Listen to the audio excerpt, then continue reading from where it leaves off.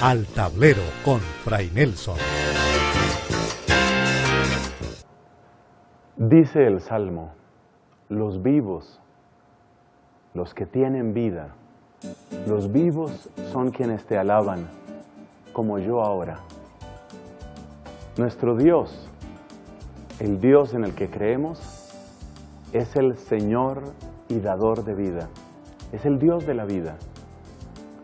¿Qué significa ponerse de parte del Dios de la vida? En esta edición de Al Tablero con Fray Nelson, vamos a dar una respuesta. 3 palabras muy concretas que hay que saber entender bien: ecología, justicia y familia. El Dios de la vida, el Dios que nos da vida, el Dios que nos hace defensores de la vida, tiene sin duda esos 3 grandes puntos para este siglo XXI y probablemente para el futuro. ¿Quieres saber cómo y por qué? Bienvenidos al Tablero con Fray Nelson. En la clase de hoy, Dios, Señor de la vida. Bienvenidos. Con este programa estamos llegando al final de nuestra 9ª temporada, aquí, al Tablero con Fray Nelson. Sea ocasión para agradecer a tantas personas que hacen posible este programa. En primer lugar, al equipo técnico y humano de Cristovisión. Y luego agradecer también a ustedes que como cristovidentes son la razón de ser de un canal de comunicación, especialmente si se trata de la comunicación de nuestra hermosa fe católica. Hemos dedicado esta 9ª temporada, que hoy concluye, al conocimiento del valor y la dignidad de la vida humana. Efectivamente, a medida que uno va reconociendo cuánto vale cada vida humana, en esa misma medida va aprendiendo a detenerse con amor y con respeto frente a cada historia. Puede ser una historia de días. Un embrión puede tener días, horas incluso, pero en esos días hay una grandeza que supera con mucho todo lo que encontramos en el universo visible. O puede ser una dignidad amenazada, como la del niño que va a ser abortado. Puede ser una dignidad oscurecida por la tristeza, la depresión o la enfermedad en aquella persona que quiere suicidarse y pide suicidio asistido. Puede ser la dignidad maltratada de aquel joven que sufre el matoneo, o aquella niña que es humillada, que es excluida en su colegio. Todos ellos son importantes para Dios, todos ellos son importantes para la Iglesia. Que sea una ocasión para destacar sobre todo la dignidad de los que suelen ser excluidos de manera rutinaria, por ejemplo los discapacitados. Que sea esta una ocasión para descubrir que la vida es regalo en todos y que solamente el Señor es su único dueño. En este último programa vamos a hablar precisamente del Señor de la vida, el Dios de la vida. Y para centrarnos en temas específicos como nos gusta, tenemos 3 aquí en nuestro tablero. 3 grandes temas que sin duda van a estar en la agenda de muchísimos grupos y movimientos y gobiernos en este siglo XXI y probablemente para los siglos venideros. Hay que hablar de ecología, hay que hablar de justicia, hay que hablar de familia. Observemos que hay algo en común en esos 3 puntos, y es que, por decirlo de alguna manera, son batallas que nunca van a terminar. Cuando hablamos de ecología, cuando hablamos de nuestra presencia dentro de un contexto mucho más amplio, que es el contexto de la vida, por ejemplo, en este planeta Tierra, mientras aprendemos a vivir en otros planetas, cosa que también puede suceder. Pero nuestra vida en este momento está vinculada a la suerte de este planeta. Y eso va a seguir siendo así. No solamente hay que proteger el equilibrio de la vida en su conjunto con la vida humana, en este momento. Para el final del siglo XXI y para el siglo XXII y para los siglos que vengan, este tema no va a perder importancia. Y si hablamos de el equilibrio entre la vida humana y otras formas de vida, pues también tenemos que hablar del equilibrio entre la dignidad de la persona y los derechos y los deberes de las comunidades. Y por eso está el tema de la justicia, un tema que no decrece en importancia. Porque en el corazón humano resurge una y otra vez esa mala hierba que se llama la codicia y esa mala hierba que se llama la venganza. Lamentablemente el ser humano, herido en su capacidad de discernimiento y en su capacidad de decisión por el pecado, tiene la tendencia a instrumentalizar a los otros seres humanos. Tiene la tendencia a utilizarlos únicamente para su provecho, para su ganancia, para su placer. Es decir, tiende a convertirlos en medios que me permiten llegar a donde yo quiero y lograr lo que a mí me interesa. Cuando el ser humano se convierte así en un instrumento, en un juguete, en un medio, su dignidad queda destruida, por supuesto. Entonces tenemos que preguntarnos qué va a pasar con la justicia. Y de nuevo, esta es una pregunta que no va a desaparecer. De hecho, hay serias preocupaciones en torno al tema de la justicia a escala global. ¿Cuánto tiempo más se puede sostener aquello de que hay sociedades en donde el desperdicio, por ejemplo, desperdicio de alimentos, es la norma, y sociedades donde la escasez es la norma? ¿Puede este planeta, puede esta humanidad nuestra sobrevivir en relativa paz, en relativa concordia, manteniendo ese desequilibrio entre el desperdicio de unos y la escasez de otros? Ese tema está ahí pendiente. Esto no lo podemos evitar. No se puede voltear la mirada para otro sitio. Además de esa escala global, tenemos que preguntarnos por otras escalas más pequeñas. En la escala doméstica, qué bueno atrevernos a preguntar en dónde empiezan las injusticias. Seguramente no empiezan en el Fondo Monetario Internacional. Seguramente no empiezan en la reunión del G8, cuando se juntan las grandes potencias del mundo. Las injusticias empiezan en otras raíces, como lo veíamos muy claramente en el capítulo sobre el matoneo. Las injusticias empiezan muy a menudo en la familia, en el maltrato y en la humillación a la mujer. Ahí empieza una vertiente importante de injusticia, en la manera de maltratar a los hijos, o de usarlos, o de desatenderlos, o de despreciarlos, o de ridiculizarlos. En las comparaciones que se hacen entre hijos, aquella frase tan famosa como dañina: ¿usted por qué no es como su hermanito? Porque usted no es como su hermanita. Y el daño que eso causa. Ahí empiezan muchas cosas. El desprecio al enfermo. ¿Cómo tratamos a los enfermos que tenemos en casa? ¿Cómo tratamos a los ancianos que tenemos en casa? ¿Cómo tratamos a los discapacitados que están en casa? No vayamos tan lejos, no tenemos que irnos a la sede de las Naciones Unidas, en Nueva York, para ver cómo está la justicia en el mundo. A veces basta con apagar por un momento el aparato de la televisión, desconectarse por un momento de internet y empezar a descubrir que tenemos una serie de prójimos que se llaman familia. Entonces ahí está el tema de la justicia. Y aquí llegamos al otro tema que tampoco va a desaparecer, el tema mismo de la familia. No solo lo que sucede dentro de la familia, sino la gran pregunta: ¿qué es familia?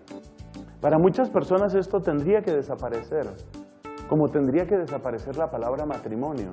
Lo que debería existir son simplemente seres humanos que tienen necesidades y que se juntan de modo temporal unos con otros para tener un poco de romance, o para tener un poco de sexo, o para tener paternidad o maternidad, y luego se separan.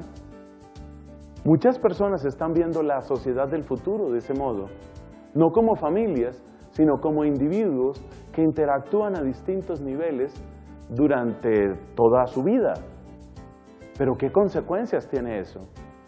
Es decir, si tomamos como punto de partida seres humanos que interactúan unos con otros, pues esa es exactamente la lógica del mercado. Y en la lógica del mercado, el que tiene que dar, o sea, el que tiene plata, vale. Y el que no tiene plata, no vale. Si yo voy al más hermoso centro comercial sin dinero, el lenguaje que me da el centro comercial es: tú no perteneces aquí. Vete de aquí, este lugar no es para ti. Entonces, si la vida humana se vuelve un mercado, la vida humana se vuelve un lugar que le dice a las personas, cuando ya no tienen nada para dar, les dice: vete de aquí. Y eso se llama eutanasia. Vete de aquí. Ya estás muy arrugado, ya estás muy feo, ya estás muy enfermo, ya estás muy tonto, ya te volviste muy repetitivo, ya no queremos que nos hables, ya cállate, ya muérete, sí, muérete, termina de morirte. A eso llegamos. ¿Ese es el mundo que queremos? Una de las grandes bendiciones de la familia es que constituye un entorno donde una persona se sabe con derechos afectivos, con derechos emocionales. Si desaparece la familia, desaparecen los derechos emocionales. ¿Qué son los derechos emocionales? Es, por ejemplo, el derecho de saberme amado, de saberme acogido, de saberme aceptado. En eso que hoy tantos atacan y desprecian y olvidan, la familia amplia, la familia tradicional, esa familia donde el abuelito, la abuelita tienen su sitio, donde el tío que se quedó viudo tempranamente y la tía que nunca se pudo casar y el hijo que tiene una discapacidad y el muchacho que está creciendo, todos tienen un sitio. Esa familia es muy importante, precisamente por eso, porque le asegura un sitio a cada uno. Ese es el plan de Dios, que haya familia, no que haya simplemente individuos. Si tú destruyes la familia, si tú reduces la sociedad a una colección de individuos, eso quiere decir que la gente va a quedar únicamente en poder de las leyes, va a quedar únicamente en poder de los intereses del mercado. Y cuando descubra que ya no puede ser bonito, que ya no puede ser suficientemente listo, que ya no puede ser suficientemente agradable, entonces la sociedad lo único que le va a presentar es un deslizadero. Mira, bótate por aquí, allá abajo hay una cosa que se llama suicidio asistido. ¿Quieres largarte de una buena vez? Mira, por aquí hay otro deslizadero, se llama eutanasia. ¿No te parece buena idea que te matemos de una vez? O sea, ya no vas a dar más. Ya no eres bonito, ya no eres fuerte, ya no eres agradable. Vete, vete. En eso se está convirtiendo el mundo. Frente a esa ideología nosotros tenemos que plantear familia. Así que la gran agenda, en términos de dignidad de la vida, la gran agenda de la iglesia y de la sociedad está representada por estas tres palabras: ecología, justicia y familia. Pero para nosotros los cristianos, esto tiene una contrapartida. La ecología no es simplemente un tema de cómo logramos sobrevivir. La ecología es un tema de descubrir la belleza y la sabiduría de la creación. Y la justicia no es simplemente un equilibrio entre fuerzas, es un proceso de conversión que me ayuda a descubrirme con hermanos. Y la familia no es simplemente un medio de reproducción, porque lo primero que hay que humanizar es la sexualidad. La sexualidad humana tiene que ser la sexualidad humanizada. Entonces, aquí tenemos como el gran panorama que se nos presenta a los cristianos, especialmente a los cristianos católicos, cuando nos reconocemos como amados y creados por el Dios de la vida. En nuestro siguiente segmento vamos a comentar un poco qué consecuencias tiene esto y cómo necesitamos formarnos para este futuro que ya es presente. Ya regresamos con Al Tablero con Fray Nelson. Seguimos con Al Tablero con Fray Nelson.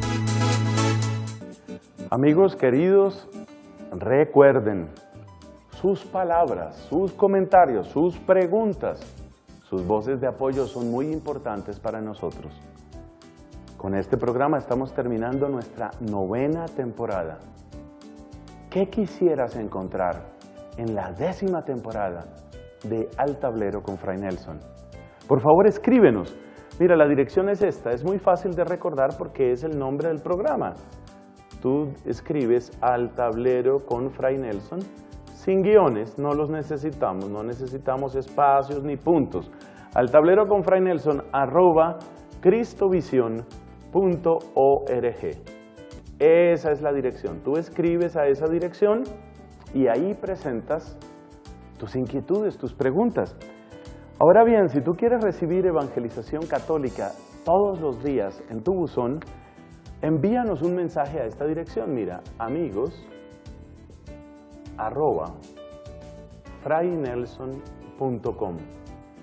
La dirección de abajo, amigos@fraynelson.com, para recibir evangelización católica todos los días. Y la dirección que tienes inmediatamente arriba, al tablero con Fray Nelson, @cristovision.org, para tus preguntas y sugerencias. ¿Qué quieres en la 10ª temporada? Ayúdanos a descubrirlo, vamos a descubrirlo entre todos, gracias al aporte también de todos.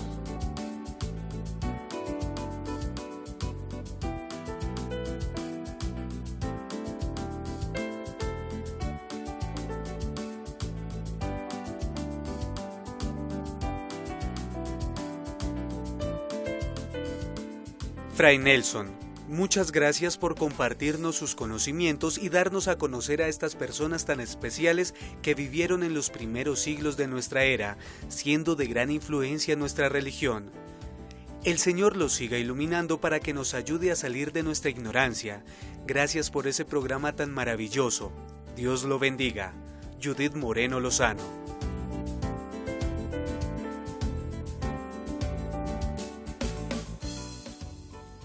Muchas gracias, Fray Nelson, por la catequesis que a diario me envía.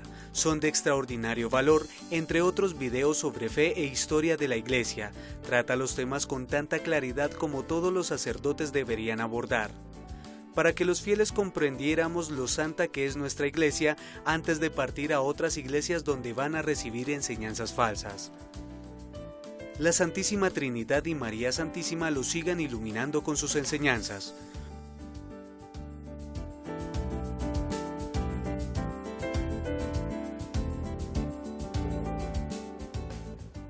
Tres palabras: ecología, justicia y familia. Tres palabras que sin duda estarán muchas veces en el pensamiento, la oración y la predicación de la Santa Iglesia.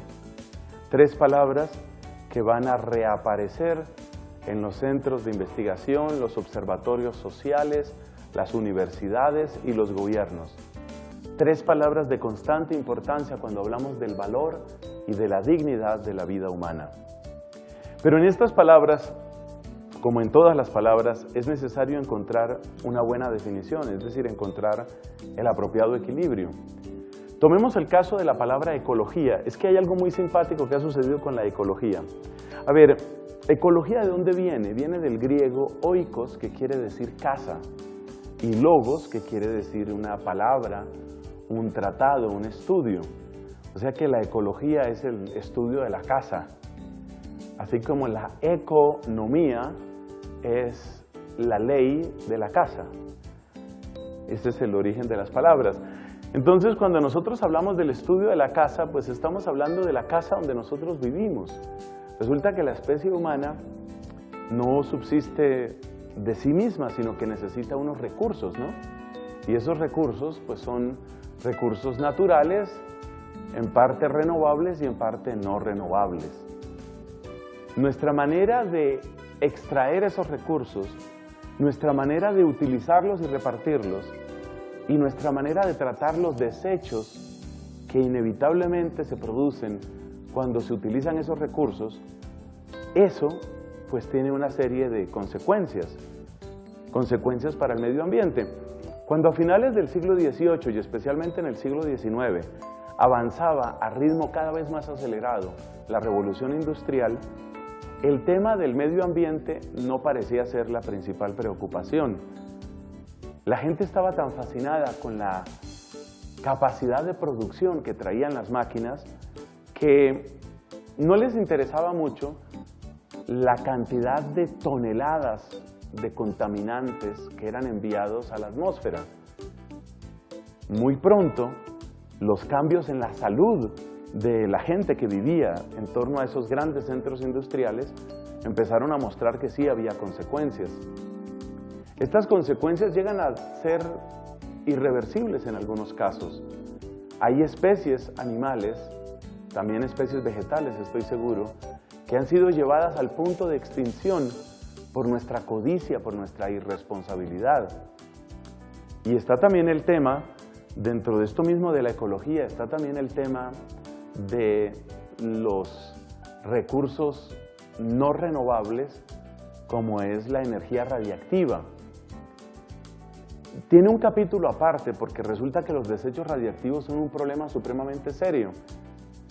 Y los desastres que tienen que ver con la producción de energía en reactores nucleares tienen consecuencias perdurables. Lo último que nos ha afectado a todos en el planeta fue cuando aquel tsunami en Japón hizo que se inutilizara una gran planta nuclear. Pero eso no es lo más serio. Lo más serio es que una parte importante de los desechos radioactivos de esta planta nuclear fueron a dar al mar. Y el mar es de todos, el mar lo usamos todos. Las consecuencias son muy serias. Eso es lo que trata la ecología. De ese tipo de problemas se ocupa la ecología. En esto hay extremos y por eso es importante que como cristianos sepamos tener un equilibrio. He leído de dos autores diferentes, he leído la idea de que la especie humana es una plaga. Es decir, si comparamos al planeta Tierra con una planta, nosotros, los humanos, somos una plaga de esa planta. Así como hay gusanos que despedazan una planta, hongos que acaban con aquel que les hospeda, así también nosotros los seres humanos somos como una plaga. ¿Y qué hace uno con las plagas? Pues las desaparece. Entonces hay gente que cree que lo único que daña la hermosura del planeta somos nosotros y que por consiguiente lo mejor que podría hacer el ser humano es extinguirse. Y si no se propende por la completa extinción de la especie humana, entonces hay gente que cree que la gran solución es disminuir la población humana a unos mínimos. En esto me parece que llega un punto de desequilibrio. El ideal no es la extinción de la especie humana.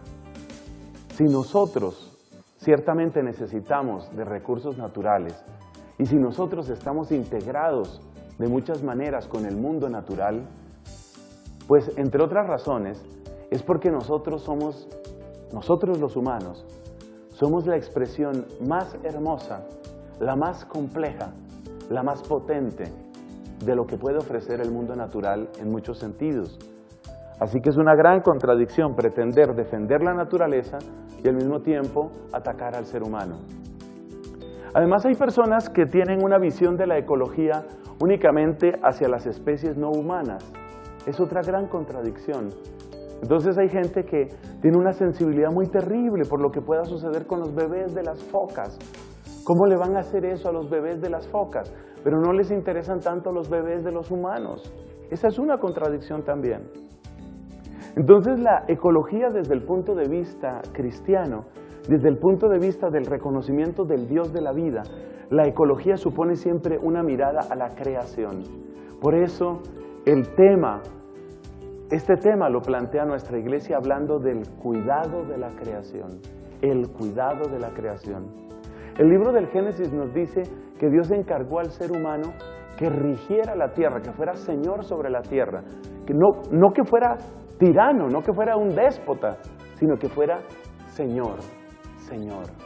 Y el significado de esta palabra Señor es muy hermoso, porque así como Dios es nuestro Señor, y en calidad de Señor es también nuestro Maestro, nuestro buen pastor, nuestro médico, nuestro amigo, pues esa es la referencia de lo que nosotros hemos de ser con respecto a la naturaleza. Nosotros no somos llamados a ser simples explotadores, a ser depredadores de la naturaleza, sino a ser señores en el sentido bíblico. De esta manera, desde el ángulo de la creación, que por supuesto le da el lugar preeminente al ser humano, la ecología encuentra su verdadero lugar dentro del conjunto de la enseñanza moral de la Iglesia. Hablemos un poco sobre la justicia y cómo entra este tema de la justicia en nosotros. Mira, hay muchos que han buscado la justicia, sobre todo en términos de distribución. Otros piensan la justicia en términos de igualdad. Y otros piensan que la justicia es prácticamente un episodio más de una realidad amplísima que se llama la guerra. Marx, por ejemplo, creía que jamás se iba a llegar a una sociedad justa si no se pasaba primero por una etapa de guerra de clases, la lucha de clases. Entonces, hay distintas versiones de justicia y no necesariamente las personas que están hablando de justicia están hablando de lo mismo. Y no necesariamente las versiones de justicia que circulan por ahí son compatibles con nuestra fe cristiana.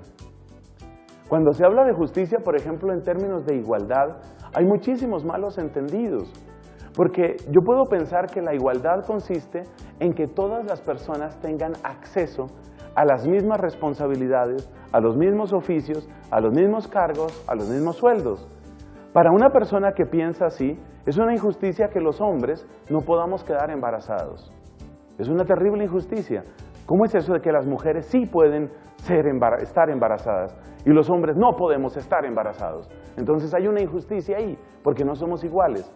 Pero fíjate que ese criterio absolutamente simplista, completamente miope, que pretende identificar justicia con igualitarismo, carece de un verdadero análisis de lo que es la naturaleza humana. Para nosotros la justicia está siempre vinculada con la palabra conversión, porque es la palabra conversión la que nos está indicando que somos llamados a volver al plan de Dios, a descubrir el plan de Dios. Es muy interesante cuando le hablan a Jesús sobre el tema del divorcio, en el capítulo 19 del Evangelio según San Mateo. Es muy interesante cómo nuestro Señor Jesucristo les dice que en el principio no era así. La razón por la que Jesucristo declara el matrimonio como indisoluble, Jesucristo, óyeme, Jesucristo el compasivo, Jesucristo el misericordioso, porque sabe qué tipo de misericordia requiere la sociedad humana, que no es simple complicidad. Por eso Jesucristo nos habla de la indisolubilidad del matrimonio y su argumento es: en el principio no era así. Es decir, la conversión es la que nos lleva a redescubrir el plan de Dios. No se trata de que el hombre actúe como la mujer actúe como el hombre. Todo cargo que tenga un hombre lo debe tener una mujer. Todo lo que haga la mujer lo debe poder el hombre. Entonces, vamos a ver cómo logramos que los hombres den a luz. Vamos a ver cómo logramos hombres embarazados. Hay que tener muchos, millones de hombres embarazados para lograr que sean iguales. Tenemos que tener millones de mujeres sacerdotisas para que sean iguales. No, la justicia no es eso. La justicia es un volverse a ese plan de Dios y descubrir el designio de Dios y descubrir lo que podemos llamar las razones de Dios. Esa es la manera como este tema tiene que entrar. No es asunto de distribución simplemente, no es asunto de igualdad simplemente. Y con respecto al tema de la familia, hay un vínculo muy estrecho con esto que hemos llamado humanizar la sexualidad. Si quieres quedarte con una frase con respecto a este tema, quédate por favor con esta frase: solo habrá sexualidad humana si tenemos sexualidad humanizada. Hay que humanizar la sexualidad. Y la humanización de la sexualidad, ¿cómo llega? Llega en el momento en el que se descubre quién es la persona humana ante Dios. Cuando se descubre la dignidad de la persona humana, cuando se descubre su valor infinito, cuando se descubre su necesidad de amor, de respeto, de cuidado, de apoyo para el hombre, para la mujer. En el momento en el que se descubre la realidad, por ejemplo, de ese corazón femenino y de ese cuerpo de mujer, ya no cabe utilizar la mujer simplemente como objeto de entretenimiento, como objeto de placer, como suele suceder en la pornografía y como sucede rutinariamente en la prostitución. Entonces, si la sexualidad no es un entretenimiento, no cabe cualquier modelo de familia. Si la sexualidad une de manera inseparable lo que es el fin de complementación entre los sexos y el fin de procreación que hace posible la prole, si la sexualidad une de esa manera esos dos fines, entonces la destrucción, es decir, la separación de esos dos fines, solo puede significar la destrucción de la familia y solo puede significar que el ser humano se va a quedar entonces convertido en un objeto de mercado para el cual la única salida es el suicidio, la eutanasia. Es lo único que le queda. Cuando ya sea demasiado viejo, demasiado feo, demasiado enfermo, demasiado torpe, demasiado débil, no me queda más sino la muerte. Una sexualidad humanizada que redescubre el valor del cuerpo y del corazón humano es la que puede ayudar a construir familias que sean verdaderas escuelas de vida. Familias que sean, como quería Pablo VI, iglesias domésticas. Que esta hermosa agenda, este tremendo desafío que tiene que estar presente en nuestro corazón de católicos, nos acompaña durante este siglo. Y me atrevo a decir, aventurándome de profeta, más allá también del siglo XXI. Que Dios el Señor nos bendiga y la intercesión de María, estrella de la nueva evangelización, guíe a los que defienden estos principios. Amén.